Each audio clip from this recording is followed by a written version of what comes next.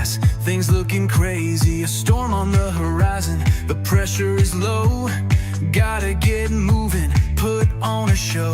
The news is all buzzing, state of alert, but we've got a plan, we're ready to work. Emergency Management Associates, we're here for the crisis, we're here for the fates. From the first sign of trouble to the all clear sign, we're on the front lines, we're one of a kind. Emergency Management Associates, we're the calm in the chaos, we're opening gates, connecting the dots and making the calls, we're picking you up when you're starting to fall.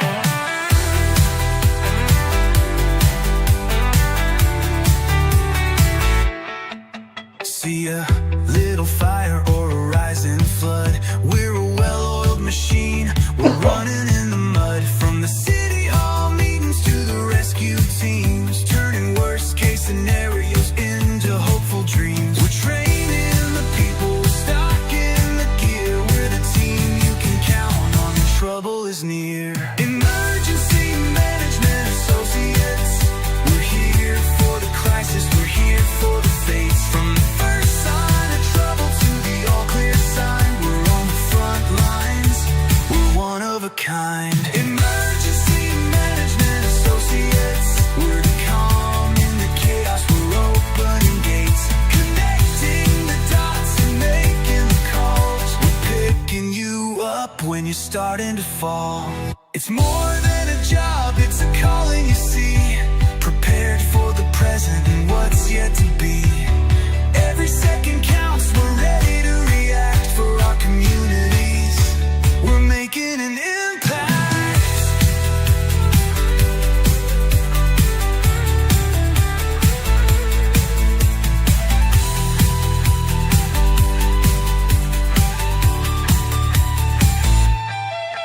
Emergency Management Associates, we're here for the crisis, we're here for the fates. From the first sign of trouble to the all clear sign, we're on the front lines, we're one of a kind. Emergency Management Associates, we're the calm in the chaos, we're opening gates, connecting the dots and making the calls, we're picking you up when you're starting to fall. Yeah, we're picking you up, we're ready to go. EMA, let's get this show on the road. Let's get this show on the road. Let's do it right now.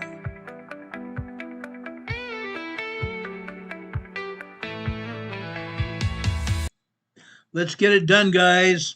Emergency Management Associates is on the air.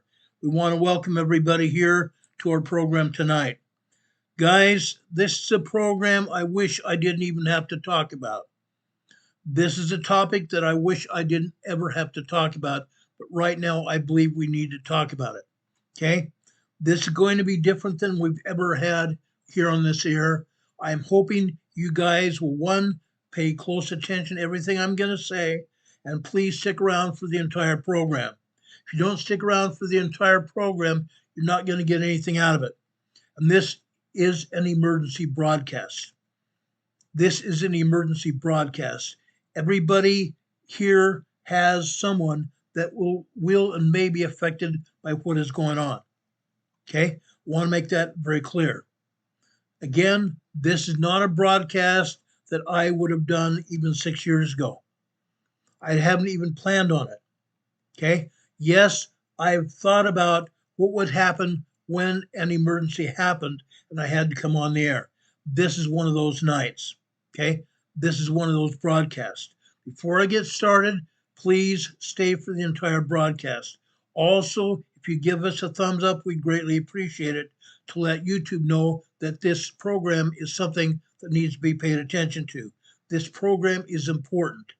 So please give us a thumbs up. Also, if you're not already subscribed, please do so. This is one of those times where you're going to realize you're going to want to have access to this program. So please subscribe to our program. Also, When you subscribe, right next to the subscription button, there's a little bell icon. Click on that bell icon. When you click on that bell icon, you'll notice a drop-down menu of 3 items are going to come up.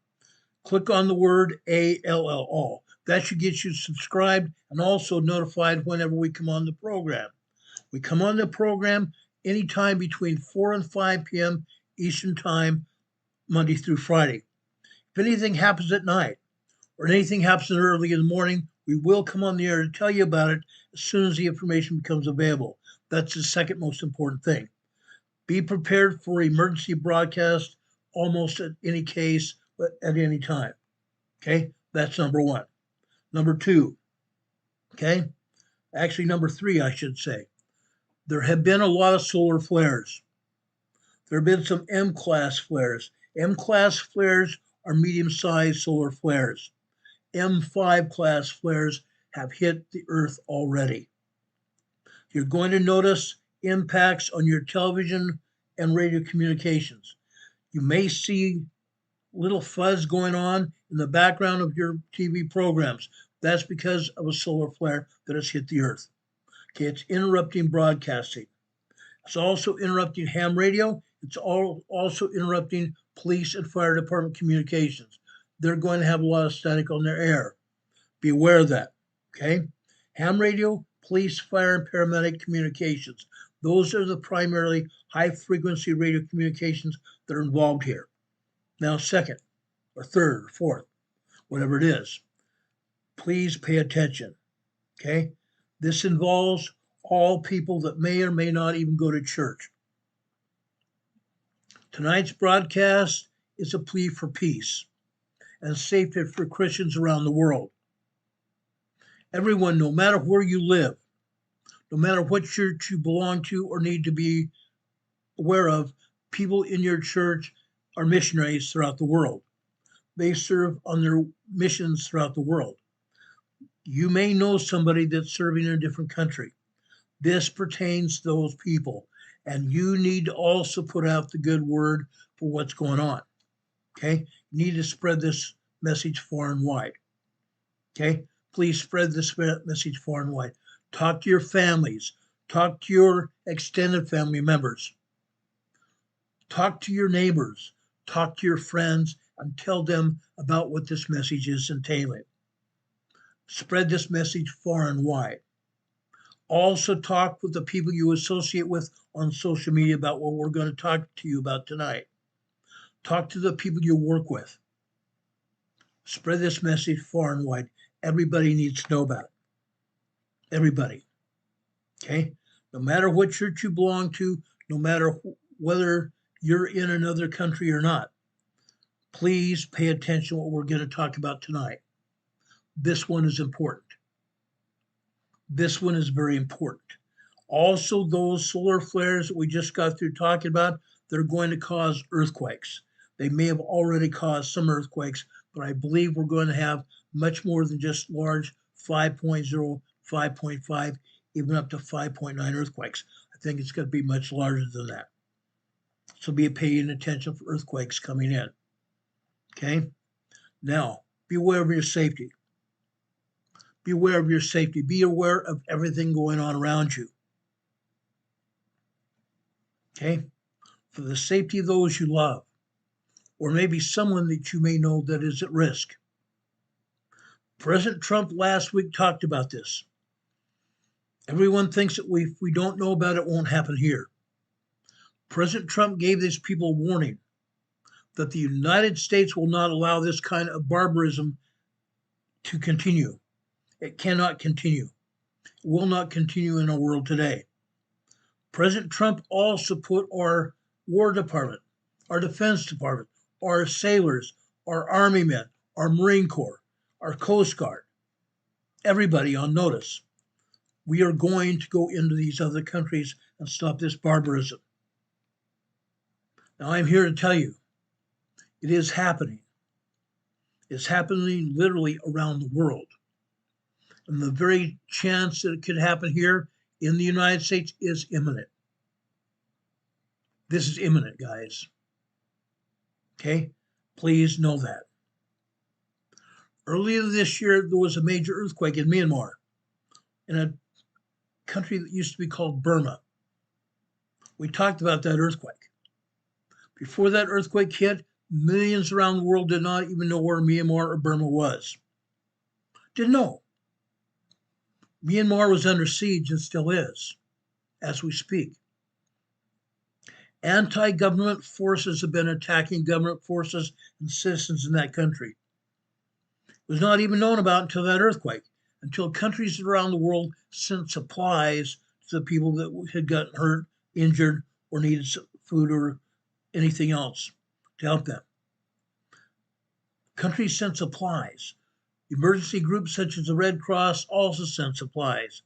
They also sent newsmen from around the world from the various news affiliates around the world.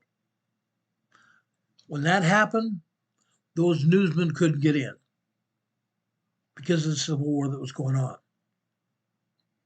The civil unrest was suspended for several weeks until after the earthquake hit. The civil unrest was ongoing, but the civil war was suspended for several weeks, but then all of a sudden, the anti-government forces took over. They didn't even wait for supplies to get over to the people that needed them.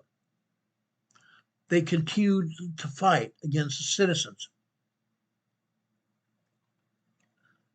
People are still living in Myanmar today. They're under siege. Situations have gotten more dangerous for all of us around the world. Countries have been attacked here. Countries around the world have been attacked where they are. Sometimes those attacks have originated within their own borders of those countries. Factions of terrorists, misguided individuals have infiltrated businesses and even homes of families that have unwittingly been overtalked into following a mindset that these people had not previously even thought about that they would follow. Everyone must be wide awake for such factions in your own neighborhoods, where you live and where you work. This is ongoing.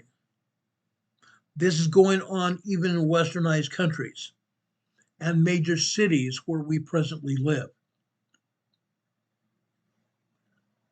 We have an Islamic person in New York City. We have an Islamic person in New York City that's running for mayor. If he gets elected this week, he's going to turn New York upside down.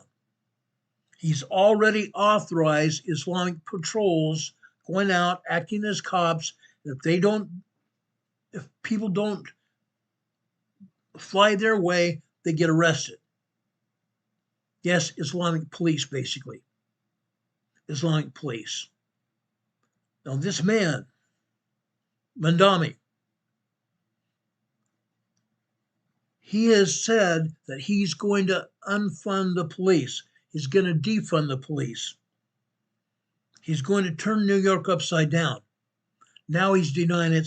He said it, but the news media has put that information out. Now, it's not the only place where we have Islamic factions that have taken over governments. Dearborn, Michigan is the same way. Dearborn, Michigan is the same way. They now have taken over the police department in Dearborn, Michigan. If you don't totally toe the mark with Islamic protocol, with their call to prayer, then they punish you. Their Islamic police arrest you. That's what's going on here. It's not just in Dearborn, Michigan, and possibly going to happen in New York very soon, but it's all over this country. There's a city in Texas that Islam is trying to take over. The Texas governor, Governor Abbott, has said he's not going to allow that to happen. But the Muslim faction's taken over all around this country. Tonight specifically, I want to talk about Northwestern Africa. And while some of you say this doesn't apply to you, it does. You might think it doesn't apply to me, but it does. Specifically, I want to talk about a small country called Mali. Mali. Most of you have not even heard of that country before. Let me put that country front and center in front of you. That way you're well aware of what's going on. Now, you might say, Ron, that's on the other side of the world. It's really not. It's really not. It's right smack dab in the front of us. Right smack dab in front of us. Let me enlarge this picture. I've taken and put a border around this country so you can see where it's at. It's over here in northwestern Africa. Notice where it's at. Surrounded by other countries, isn't it? What's going to happen soon? The people who are taking over Mali have overthrown the government, basically. There's going to be refugees going to other countries to try to get away from what's going on. They're going to step into the middle of ponds, great big huge septic ponds. They're going from the frying pan into the fire. These other countries need to be aware of what's happening in Mali. These other countries have citizens that might be watching this program. Please be prepared for refugees. Please be prepared for refugees. And it's not just that. There are missionaries from the United States and other westernized nations in Mali today to spread the gospel of Jesus Christ. But the hate from Islamic factions are spreading. Christians are surrounded. Roads are blocked. Supplies are gone. The threat here is real. The threat here is real, guys.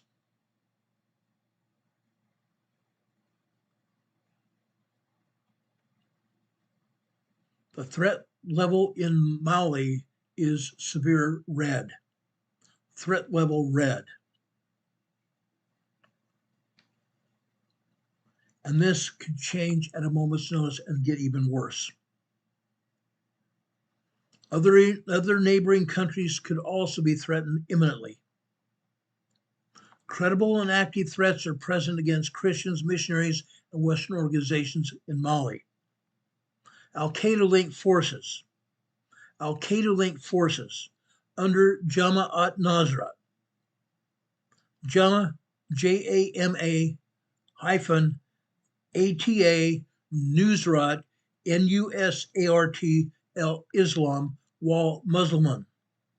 I'm now going to refer to that group as JNIM, JNIM.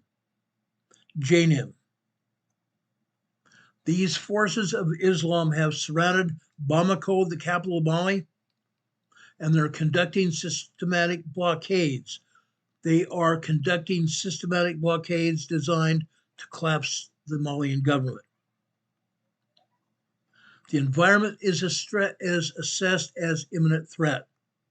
Attack is imminent to Christians.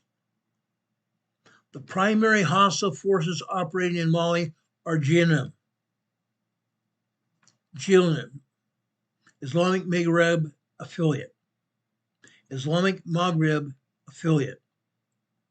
JNIM has expanded operations across central and southern Mali, tightening control around Bamako. The group is using roadblocks, ambushes, and fuel interdiction to isolate the capital. Propaganda statements call for an Islamic Emirate and specifically identify Western and Christian targets. Coordination with fighters from Burkina Faso, Niger, and suggest a unified regional front. In other words, the Muslims from other countries have also infiltrated into Mali and are trying to take over Mali. This is our assessment. JNIM's objective is to destabilize Bamako, through encirclement and deprivation, cutting off supplies, cutting off food and water. Christians and missionaries are among those targeted by these Islamic forces. The threat is both ideological and operational, with active preparations for urban conflict. The U.S. Embassy in Bamako has issued a depart immediately advisory for all American citizens. I'm going to repeat that. The U.S. Embassy in Bamako, the capital of Mali, has issued a depart immediately advisory for all American citizens. On October 24th, the U.S. State Department authorized the departure of all non-essential U.S. personnel and families. On October 28th last week, Tuesday last week, U.S. citizens were urged to leave Mali by commercial flights while still available. Warnings cite severe fuel shortages, terrorist intent to target Westerners, and loss of government control outside the capital. People from the United Kingdom, France, and Canada also issued equivalent alerts. Western governments assess a high probability of violence against foreigners and Christians. Embassy evacuation options have soon closed, and if they are not closed already, they may soon close, as air operations around Mali, and especially in the capital, may become unreliable. It's advised for those Americans and other Western countries' citizens to evacuate Mali immediately. Their safety is about to be compromised. The immediate threat environment is threatened right now. The threat environment itself is being threatened right now. J&M controls major access routes into Bamako, preventing fuel and food deliveries to people that need it. They put up checkpoints, roadblocks, and abductions of travelers suspected of having Western connections are increasing. Civil unrest is growing as supplies run out. Government troops are confined largely to the capital, and they are struggling to maintain discipline. Internet and mobile communications have been disrupted and isolate Christian compounds and mission sites. This is the assessment. The situation represents near siege conditions. Government response capacity is collapsing. Christians and missionaries outside of fortified compounds face direct, imminent danger. The government in Mali is near imminent collapse. As I talked about, Mali has a loss of logistics. Fuel and food convoys have been halted or seized by militants. Military members have deserted. Units have been abandoning posts and to save themselves and or to save their families. Their bases are being repurposed by the jihadists. There's been civil failure. Provincial leaders are retreating to Bamako, and loss of local government is collapsed. Economic breakdown. Markets that were there with food and other things have been closed. Prices for other goods have spiked. And now there's been a reduction in air travel. What I'm saying is this. If you are of Western influence, if you are American, or you're from Britain or France or one of the other European countries that favors Westernism, you need to evacuate at some point immediately. Immediately. this has become a humanitarian crisis as well. Now, with that humanitarian displacement, people are also running to the borders of other countries that surround Mali. Indicators confirm that Mali is approaching total state failure. Collapse of decentral authority may occur within weeks. Once this happens, Christians will become highly vulnerable, and external rescue efforts will be very limited. We've seen this happen in previous times during the Carter administration in Iraq and Iran. Instability is expected to spread across Burkina Faso, Niger, the Ivory Coast, and Ghana. Shared ethnic and jihadist networks will accelerate expansion southward. Churches and missions in coastal states may experience kidnappings or intimidations. Refugee flows will strain border control and enable infiltration as well. The fall of Mali may trigger a broader North African Gulf conflict. Christian organizations in neighboring countries should immediately begin regional contingency planning. JNIM has achieved operational dominance in Mali. The Malian government's defensive capabilities is degrading, and Western embassies are preparing for a total withdrawal. Right now, in Mali, Christians are basically surrounded. As I said, roads are blocked. Supplies are gone, and the threat there is real. The threat there being real, it's going to spread around this world. Credible and active threats are present against organizations in Mali. Al-Qaeda-linked forces under JNIM have surrounded Bamako. And as I said, they've conducted systemic blockades designed to make the Malian government collapse. The assessment for this environment is this: Christians are under imminent threat.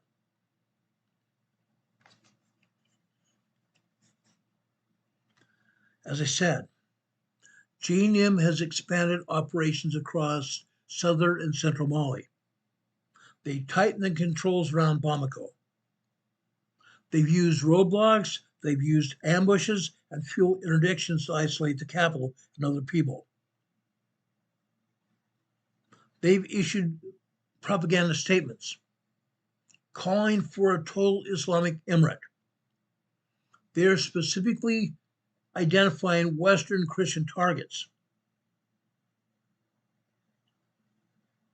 They're coordinating themselves with other fighters from other factions across northern Africa. Their entire objective is to destabilize Bamako and then take over Mali through encirclement and deprivation. Again, Christians and missionaries from the Western world are their declared targets.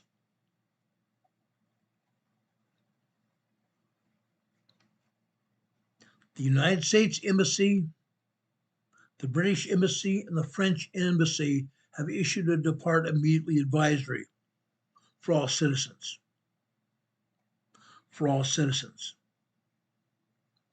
Warnings cite severe fuel shortages, terrorist intent to target Westerners, and the loss of government control outside Bamako, the capital. The United Kingdom, France, and Canada have also issued equivalent alerts.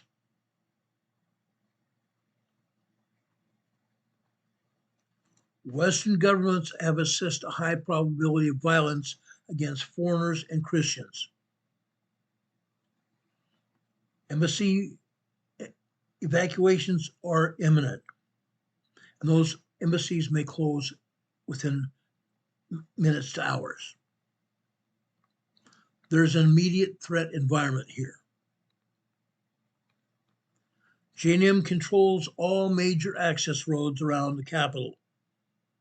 Again, they've prevented fuel and food deliveries to anybody that needs it. They put up checkpoints. They've abducted people that are traveling, suspected of having Western connections. Civil unrest is growing. The present government is having trouble maintaining some kind of discipline. Internet and telephone communications is almost completely disrupted, non-existent. Again, this country is under siege. Military desertion, as I said. Civil failure. Even the provincial leaders have retreated and abandoned Bamako and other areas. Total economic breakdown. Again, this has become a humanitarian crisis. President Trump, as I said earlier, has advised he's going to send our military in to establish some kind of help to stop this crisis. But Mali is approaching complete total failure of government. Christians are highly vulnerable here. Now, why I'm saying that? Each one of us in our own nations, the United States, Britain, Canada, New Zealand, Australia, and even I think Indonesia may be vulnerable here as well. There's been extreme instability in all these countries. We've seen it happen. Our countries have shared ethnic and jihadist networks. And this ethnic and jihadist network situation is going to accelerate expansion southward and all over the world. Churches and missions in coastal states may also experience kidnappings or intimidations. As I said earlier, refugees from Mali are going to other countries, and those other countries have already experienced infiltration of Islamic culture. So the refugees could go to other countries and still experience the same kind of intimidation and even death.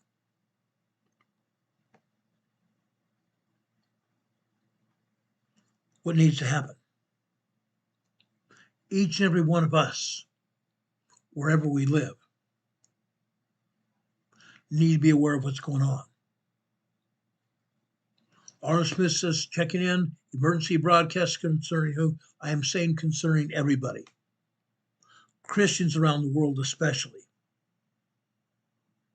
I'm sorry, Arnold, if you just got here, you missed half the or not even half the broadcast, but you missed exactly what we've been talking about all along.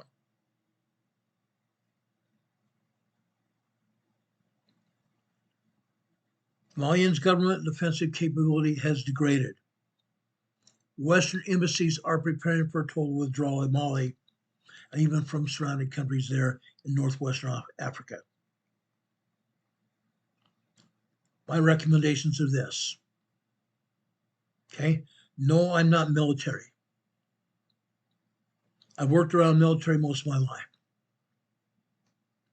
But if you have missionaries or you are a missionary in Mali or one of those surrounding countries, my recommendations is evacuate immediately. Activate crisis plans and maintain 24-hour communication checks with like-minded individuals. If you are in Mali or one of these other countries, fortify your compounds. Fortify your compounds with safe rooms and stockpile supplies. Whether you are in Mali or not, this also applies to each one of us. The jihadists over in Africa, the jihadists in Mali are not stopping there. We have jihadists here in the United States. We have jihadists in Canada. We have jihadists in Africa. We have jihadists in France, in UK, in Indonesia, Australia, New Zealand. I believe we may have even jihadists over in Tonga, Samoa, and the other South Pacific Islands. I'm asking everybody, get prepared and get prepared now. Get prepared now and do it. Don't wait till later. Waiting till later may not even be enough. May not have a chance.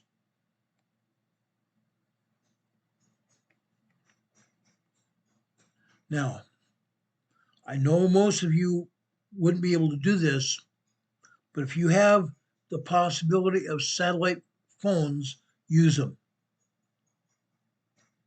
Use redundant communications such as satellite messengers because they can't be traced. Cell phones are gone. Cell phones in Mali are gone. If you use a satellite or a cell phone here in the United States, it's being compromised. I'm telling you right now, it's being compromised. The CIA has listening outposts here all over the country. The National Security Agency, the NSA, has listening posts across this country. They monitor all cell phone calls. They monitor text messaging. Be very careful what you put on your cell phone conversations.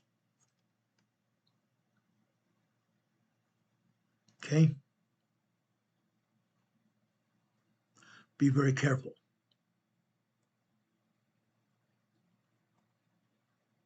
Now, if you are part of Christian missionaries around this world, coordinate regionally with neighboring missions and churches. Coordinate regionally with missions and churches. Confirm legal authority for armed defenses and maintain readiness. Confirm legal authority for armed defense and maintain readiness. I'm also asking you to do this. We've talked about this some almost, I can't say in every broadcast, but we talked about this in many broadcasts, even as of the last several months, or even a year. Maintain spiritual preparedness. Maintain spiritual preparedness and unity in prayer. The threat to Christians in Mali and around the world is imminent. In Mali, it's severe.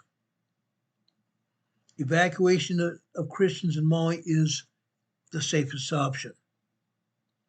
Those who stay in Mali or neighboring countries, you must stay prepared for isolation, siege, and potential attack. If you decide to stay, your physical security might be compromised. Keep a low profile. Keep a low profile and vary daily routines. Vary your daily routines. Maintain a go bag with essential items. When I was a police officer, I never went to the same place twice in a row. I didn't go the same route twice in a row, ever. From day to day or week to week, I never went the same way twice. I varied my status. I varied my travel locations. I'm asking you all to do the same thing. Vary your daily routines. Maintain a go bag with essential items. Reinforce your shelter areas with heavy materials for protection. Reinforce shelter areas with heavy protection. Materials for heavy protection.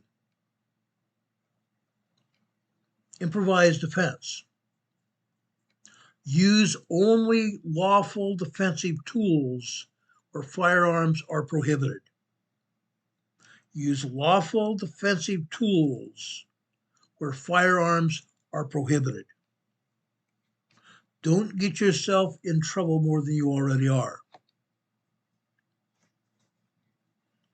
If you're a part of a team, or if you're not, form a team of like-minded individuals. Train your team members on safe and use of improvised weapons, and also of defensive tactics. Train your team members on the safe use of improvised weapons and defensive tactics. If you are in an area such as Mali today,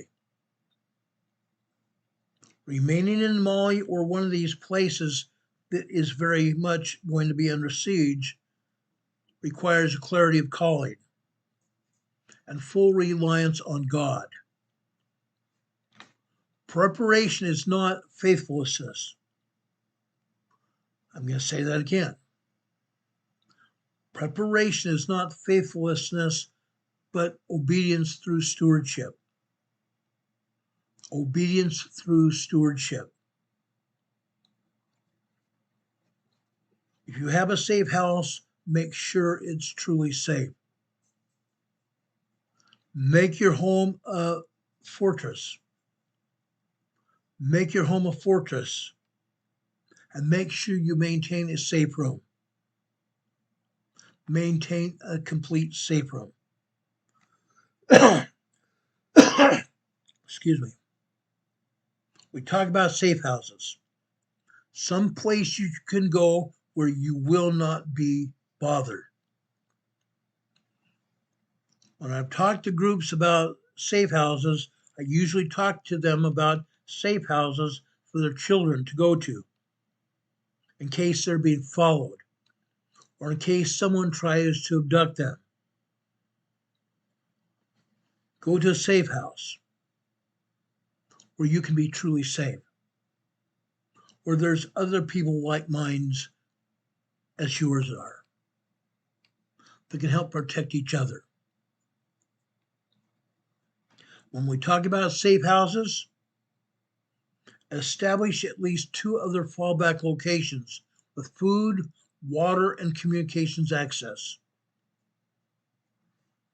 As I said before, if you're going to have to evacuate your home, establish 3 different routes to get there, because at least one of those will have a roadblock. You don't want to have to run into roadblocks. When you have 3 different routes to go there, one of those routes could get you where you need to go. And while we're at it, you need to have at least 3 locations you can go to. One of those, or 2 of those being 2 fallback locations. 2 fallback locations. Where if one is filled or you can't get to one, you can go to the others. Establish at least 2 fallback locations with food, water, and communications access. Keep those locations confidential. When you are making emergency preparedness plans, make sure your emergency preparedness plan is safe. Make sure it's safe where untrained eyes don't get to it. Yes, your family should have access to your emergency plan, but not every Tom, Dick, and Harry outside of your home. Keep all of your emergency plans confidential, and even rotate access to those plans if needed. Let's talk about escape and evasion. You may have to escape where you're at. You may be abducted. If you become abducted, you need to have a way to escape. Always be looking for an escape route. And then once you do that, once you escape, you need to have some kind of evasive maneuvers. Escape and evasion. Identify multiple escape routes and prearrange rally points outside your home. Prearrange rally points. Travel only if essential and preferably at night, under cover. We've talked about this before. If you have to bug out from your home or where you're at, your safe place, which you thought was your safe place. Travel only if essential, and preferably under the cover of darkness. Limit your communication to encrypted or satellite systems. Encrypted or satellite systems. There are two forms of text messaging that are encrypted. You may have to use those if absolutely necessary, if you don't have a satellite phone. Only exercise limited communication when absolutely necessary to make sure you can get out emergency messages to your family and friends that you need to contact. Maintain a spiritual mindset. Maintain a spiritual mindset. If you are in Mali right now, or any place else where you feel stifled, or you feel like you're not safe,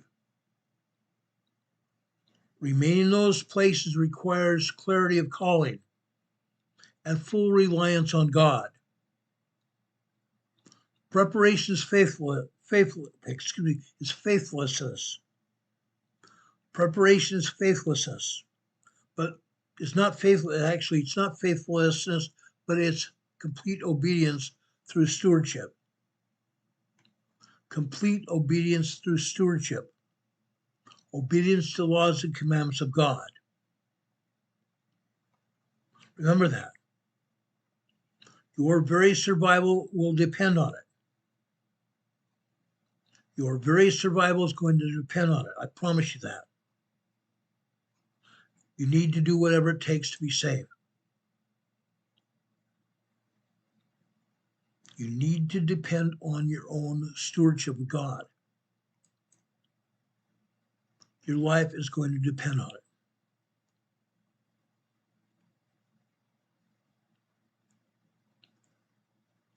Now, I completely understand why people serve missions in other countries.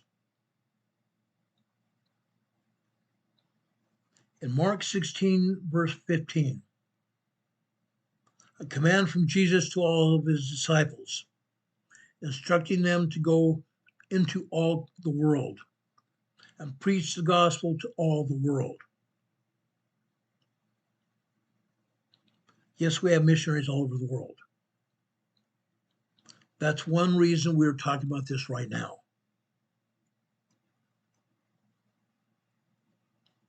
That is one of the biggest reasons we're talking about that right now.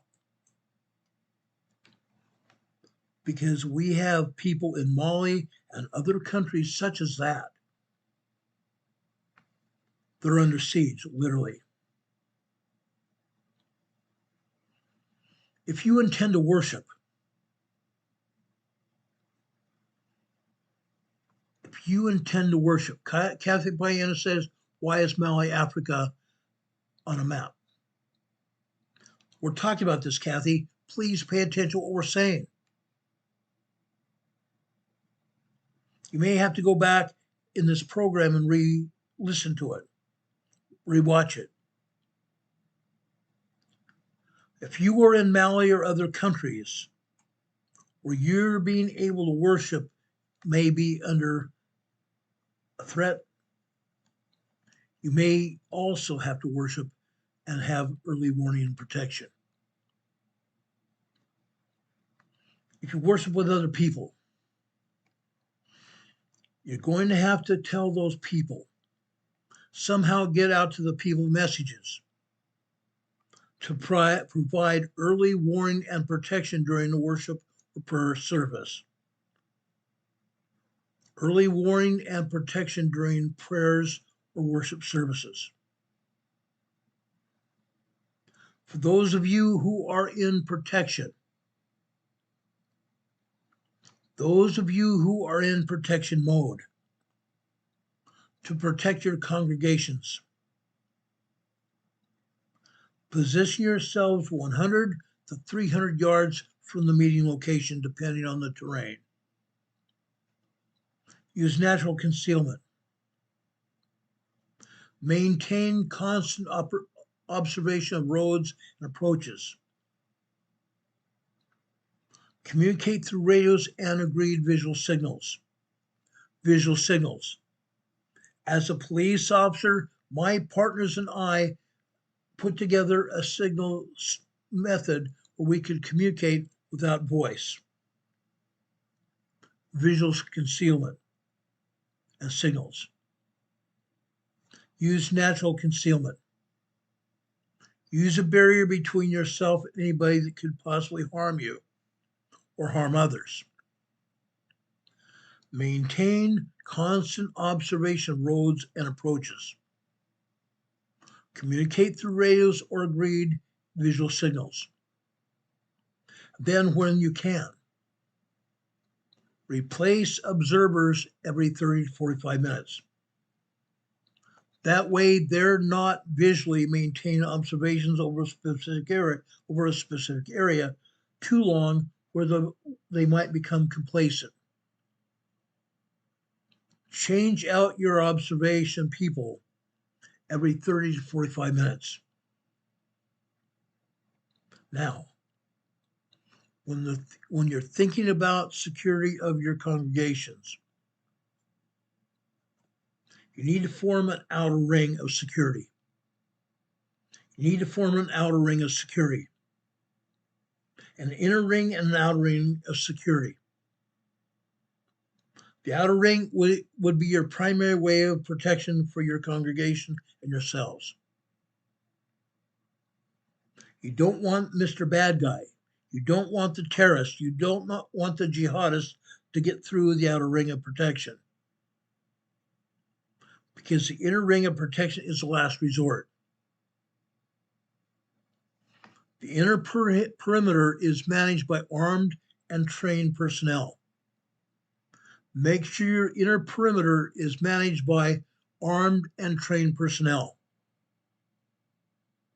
Keep music and noise levels low enough for detection of movement. Keep music and noise levels low enough for detection of movement. Those of you that are on the perimeters, make sure you can hear radio calls. Stage medical kits around your church area. Stage medical kits and radios at key locations. Your security system around your worship and prayer meeting location is primary now. It's primary. It needs to be properly executed. That way, when your system is set up, when your security barriers are set up, when properly executed, it's going to prevent surprise attacks during any kind of gatherings. Be aware of it. Be aware of it. As I said a few minutes ago, you need to have a spiritual setup in your head. You need to be spiritual in nature. You need to provide a spiritual foundation for decision making during crisis situations. A spiritual foundation for decision-making in crisis situations. When you think of withdrawal, as some people, missionaries, and others in Mali are doing, American citizens, British citizens, France citizens, Canadian citizens, and such, withdrawal. Consider Acts chapter 9, verses 23 through 25. Paul fled Damascus when his life was threatened. Withdrawal to preserve ministry is biblically valid when it aligns with God's direction. Withdrawal is to preserve your ministry, preserve your congregation, when it allies or aligns with God's direction. We talked about enduring to the end before. Acts chapter 21, verses 12 through 14. Paul willingly faced imprisonment for the gospel of Jesus Christ. He assessed his position. He knew where he was. He knew what he was doing. He knew what he was going to be doing. He assessed what his life was telling him to do in accordance with God's commandments. Remaining despite risk is valid when conviction and calling are clear. Preparedness. Let's talk about preparedness here. Let's go to the Old Testament, Nehemiah, chapter 4, verses 17 and 18. Builders worked with one hand and held a weapon with the other. Faith and preparedness are cooperative disciplines. Faith and preparedness are cooperative disciplines. Let's talk about guidance, relying on the Spirit and alignment with our Savior. Guidance. Let's go to Matthew chapter 10, verse 16. In Matthew 10, verse 16, it says, believers are to be wise as serpents and as innocent as doves. Security and discretion are compatible with spiritual purity. Security and discretion are compatible with spiritual purity. Spiritual purity.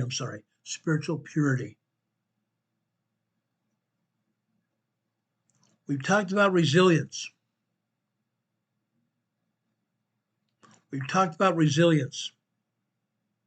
Let's go over to Romans chapter 8, verses 35 through 39, 4 verses here. Nothing separates believers from Christ. Nothing separates believers from Christ. Why is this important? This should be important to each one of us. This should be very important to each one of us.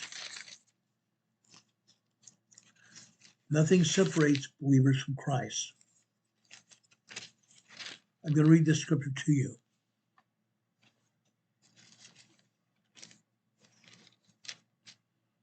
Who shall separate us from the love of Christ? Shall tribulation, or distress, or persecution, or famine, or nakedness, or peril, or sword? As it is written, for thy sake we are killed all the day long. We are counted as sheep for the slaughter. Nay, in all these things we are more than conquerors through him that loved us. For I am persuaded that neither death, nor life, nor angels, nor principalities, nor powers, nor things present, nor things to come, nor height, nor depth, nor any other creature shall be able to separate us from the love of God, which is in Christ Jesus our Lord. Remember that. Nothing separates believers from Christ. Hope and courage endure beyond material safety. Remember that. Hope and courage endure beyond material safety. Now, in conclusion, both departure and endurance are biblical responses when directed by God. Each decision must be prayerfully made, informed by intelligence, and unified under mission leadership. Unified under mission leadership. Preparedness honors God by protecting the lives he has entrusted to his servants. Let me repeat that. Preparedness honors God by protecting the lives he has entrusted to his servants. That is for each one of us. That is for each one of us. Remember that. Remember that, because we can't go wrong when we do that. We will not go wrong when we follow God. We will not go wrong when we follow God. Now, why have I given you this information tonight? You need to be very aware of everything going on around you. What is going on in Mali right here? What is going on in Mali right here is not just going to happen in Mali. There is a jihad going on in each and every one of our countries. Britain and France, Spain, Canada, Japan, to a certain extent, Australia, New Zealand. Jihad's going on. They are trying to take over our countries. They're trying to take over our governments. That must be stopped. It cannot be allowed to continue. Mandami in New York needs to be stopped. He needs to be stopped at whatever cost. I'm not calling for somebody to snuff him out. I'm not doing that. However, he needs to be stopped, and stopped right now. We cannot allow the largest city in our country to be overtaken by Islamicism. It can't happen. It must not be allowed to happen.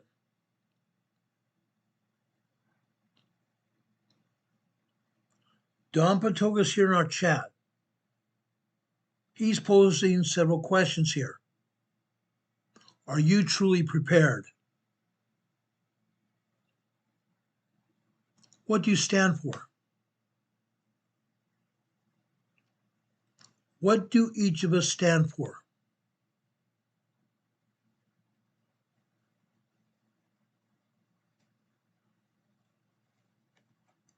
I posed this question before. What do we stand for? What do we stand for? The scriptures teach us, stand ye in holy places and be not moved. Be not moved until the day the Lord come, for behold, it cometh quickly, saith the Lord. Amen. Stand ye in holy places and be not moved.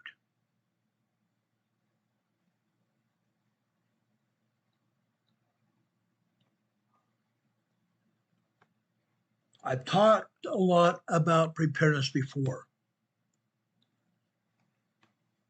I did not intend to do this today. But I've come to the conclusion of this. If I don't do it, who will? If I do not do this, who will?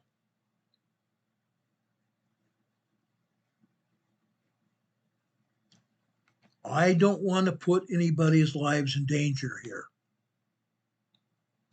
But you and I need to stand in holy places and be not moved. We must fortify our homes. We must fortify those places of worship that we go to. If we go to a church, a congregation, a synagogue, wherever we go, we must fortify that congregation, fortify that location.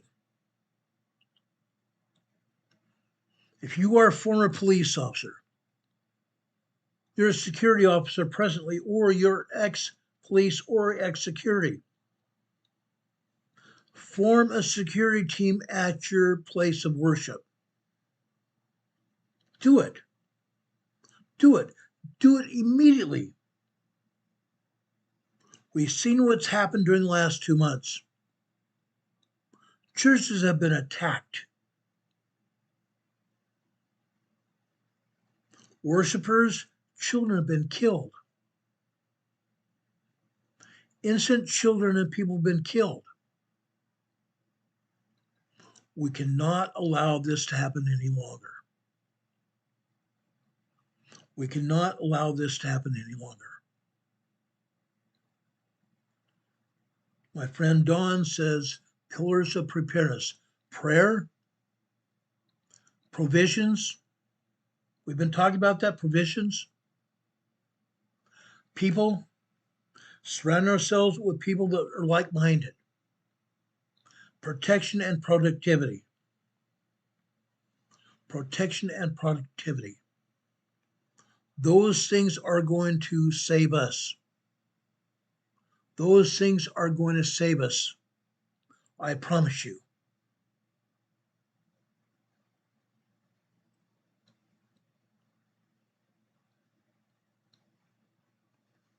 Many of you have put things here in the chat, which I greatly appreciate. For example, Virginia says, keep lots of blankets in your car, snacks, water, and even flares. Yeah, absolutely. But are you protected? Are you ready for what's going to happen? If not, why not? Why not? You need to get there, and you need to get there right now. We may not have any more time. We may not have any more time to prepare, guys. The time to prepare is right now.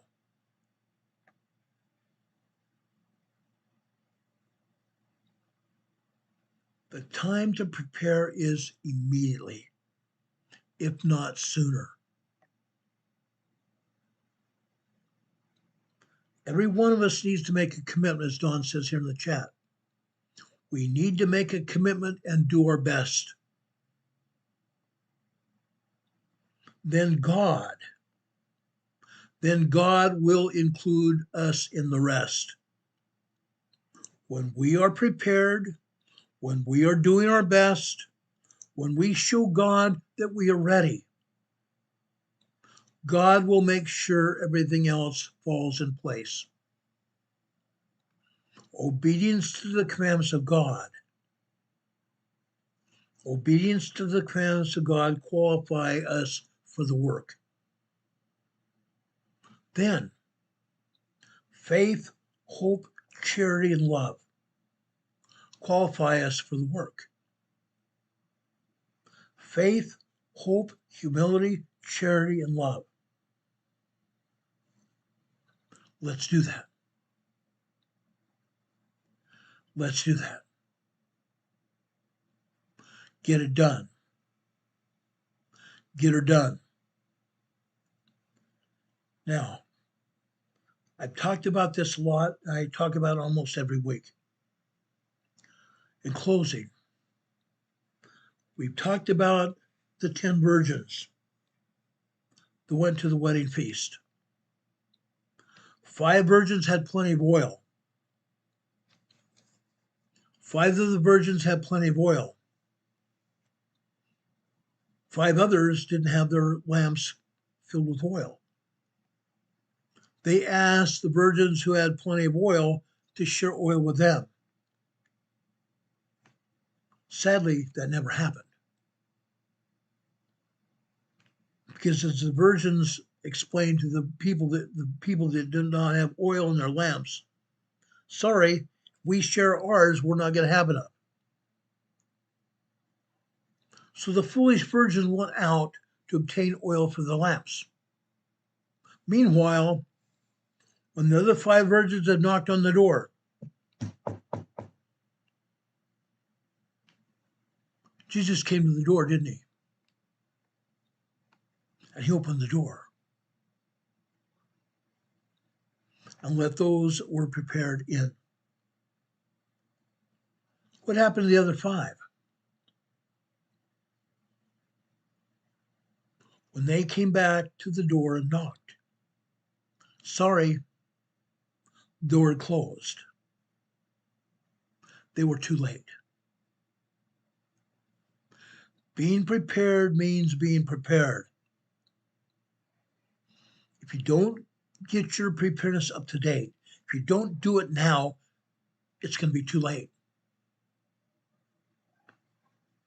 You're not going to survive what happens. You're not going to survive what happens.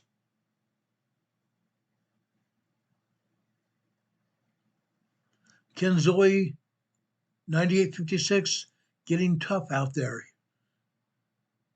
Getting tough out here in the real world. Absolutely, it is.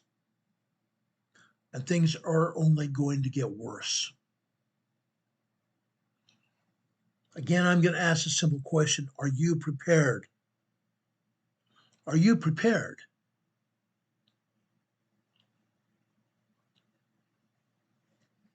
Are you going to knock at the door? And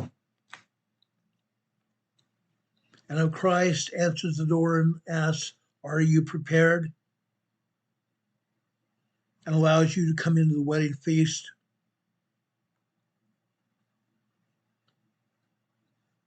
And says, well done, my good and faithful servant, enter into the kingdom of God. Are you going to be prepared? I hope so. Because failure to do it is not enough. It's not good enough. It's not good enough to be just right. You need to be effective. You need to be prepared. You need to have oil in your lamps. As Dennis just said in the chat, get it right with God. Get it right with God. I can't say that enough. Get it right with God. Now is the time, guys. Now is the time. I'm not going to say it any longer. Do it now. Do it now. Arnold says, you are either in control or under control. Take your pick. That is exactly right.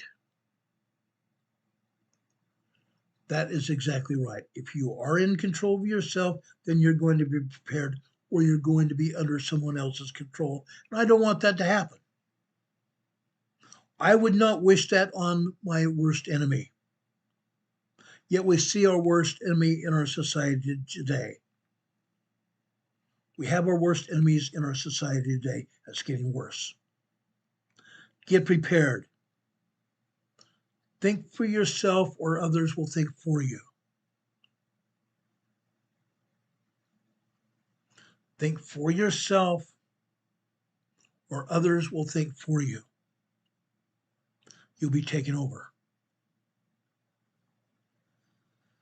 Brothers and sisters, I don't follow sheep. I do not follow sheep at all. I never have. I am a leader. You all are leaders in your own families and in your communities. That's why you're here. That is exactly why you're here. You are leaders. You're not sheep either. Do what you have to do to be prepared, and do it now. You're not going to have another chance. That's a plain and simple thing. You're not going to have another chance. Do it now. Does anybody have any questions about anything we've talked about tonight? Does anybody have any questions we talked about tonight?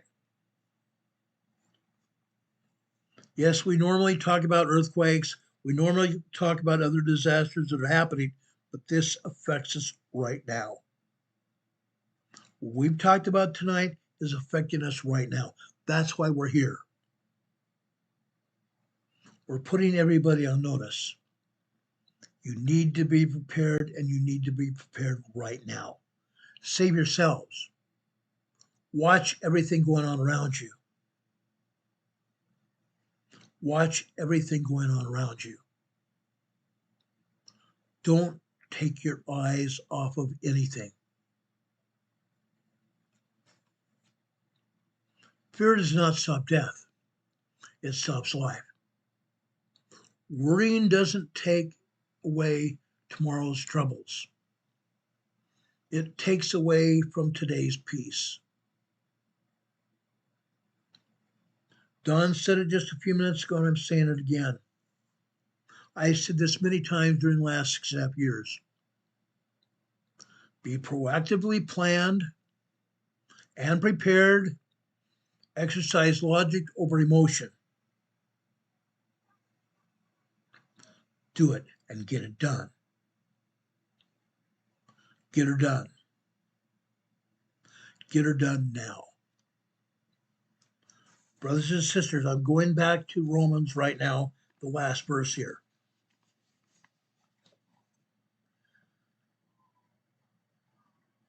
Nothing separates us from the love of God, which is in Christ Jesus our Lord. Nothing separates us. We cannot allow it. We cannot allow it to happen. May God bless us to that end. May God be with us until we meet again. Brothers and sisters, I love you to pieces. We will be coming back on the air sometime between 4 and 5 p.m. tomorrow evening, unless something else happens. If that happens tonight or in the morning, we'll be back on the air again as soon as the information becomes available. Until then, God be with you. May God be with you this day and always. God be with you until we meet again. Take care, everybody. See you soon. Good night.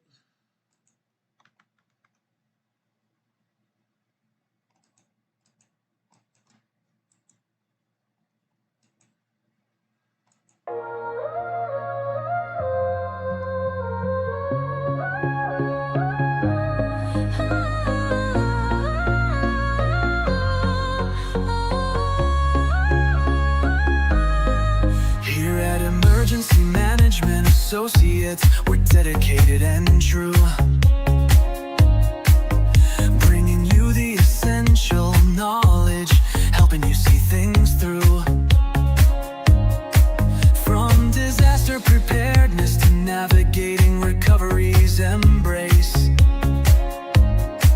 we're here to guide you in every unpredictable time and place.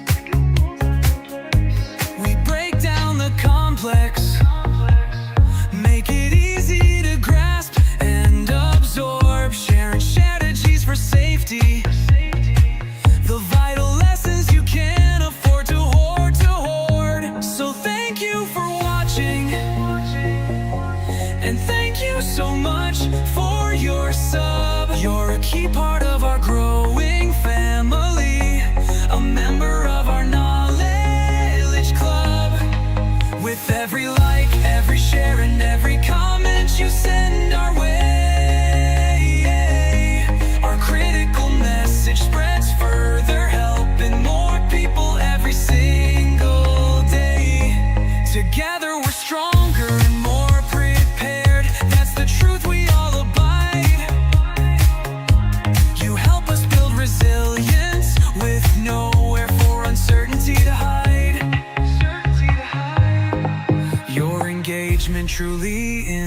inspires us.